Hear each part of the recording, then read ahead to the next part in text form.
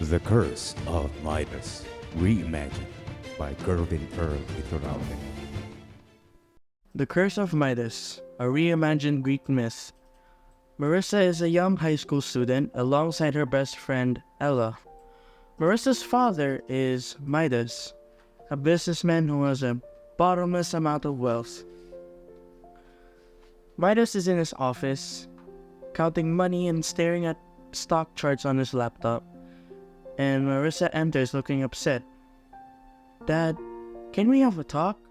You're always working and you never have time for me anymore." "Marissa, not right now.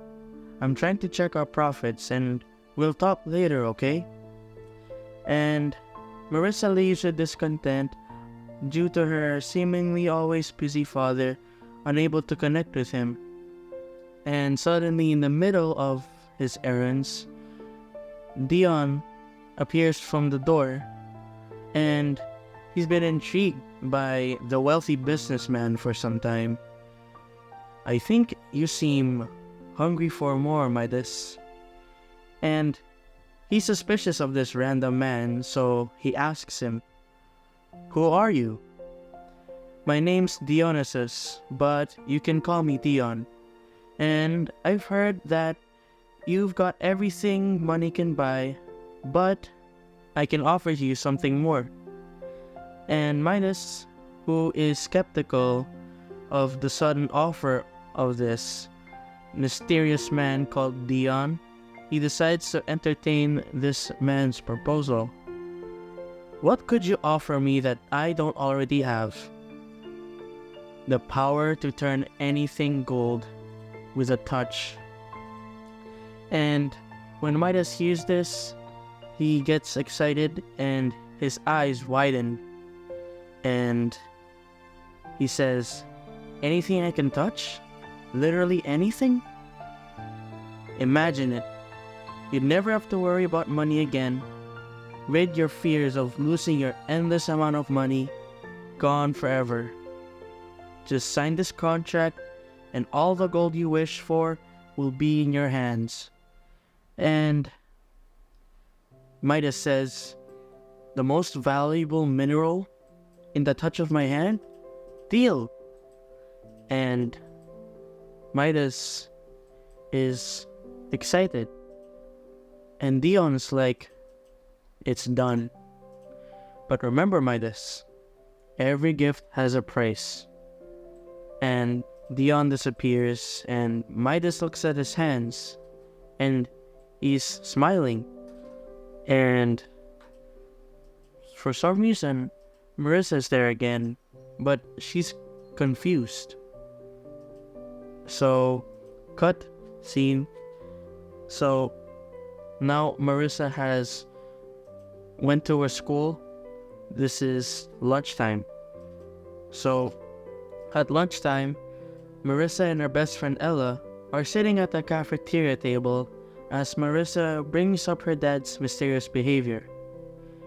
"Hey, are you okay, Marissa? You seem kinda down lately." "It's my dad. He's been so obsessed with money and now, I don't know. Something's off. He's never been like this before." And now that Midas has found this newfound power, he decides to go home, and when he gets home, he touches the door to enter the house. The door turns gold.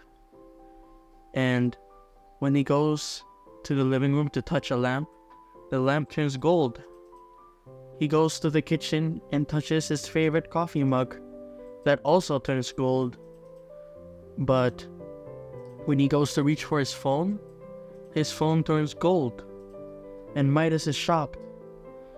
"No, I needed that phone. I had my life's work in there. I can't even use it anymore." And now he starts to panic. But in this panic, he continues to touch random objects and turn them into gold. He's unable to control his powers. And after school, Marissa comes home and she's very scared. "Dad, what's going on here?" And Midas tries to reach out to hug her, and he forgot about the curse or the contract set on him by Dion. And the moment his hand touches his shoulder, Marissa freezes and suddenly becomes gold. His once beloved daughter has turned into a shell of her former self, or you could say, a golden shell. No! What have I done? Why did I do this? And he collapses in front of the golden statue of his daughter. Filled with regret, Dion appears again as he was observing Midas and his actions, and he watches with a sort of sinister grin on his face. I warned you, Midas. Every gift has a price. Please, take it back. I don't want this anymore. You had everything, and you still wanted more. Greed has consequences, Midas. You can't get everything that you want. And Midas he's desperate. He says, please, remove this curse from me. I don't want this anymore. I don't want it. And Dion is like, are you sure? Because with a snap of my fingers, I will take all of your powers away and everything will turn back to normal. And Midas is like, I don't care about any of that. Just please, I want my daughter back. And then, obviously, Dion snaps his fingers. And Dion he says, well, you lost everything that you had. And when that happens, the curse is lifted, and Marissa, the gold on her slowly fades away as she turns back to normal. What happened? And then Midas, no longer with the curse on his hands, comes running to hug her. And Midas says, I almost lost you. I'm sorry for making that stupid wish. I got too greedy for my own good. I should always cherish the people around me, no matter what. And so, Midas learned that no amount of gold or wealth could ever replace what really matters. Sometimes, the things we want most come with consequences we're not ready to pay. We must be grateful for all that we have. There are no shortcuts to success, and always be content with what you have. And in the end, Midas realized the most valuable thing in life isn't what we can hold in our hands, but is what we can hold in our hearts. And I'm Earls, and thank you for listening and watching this reimagined story of The Curse of Midas.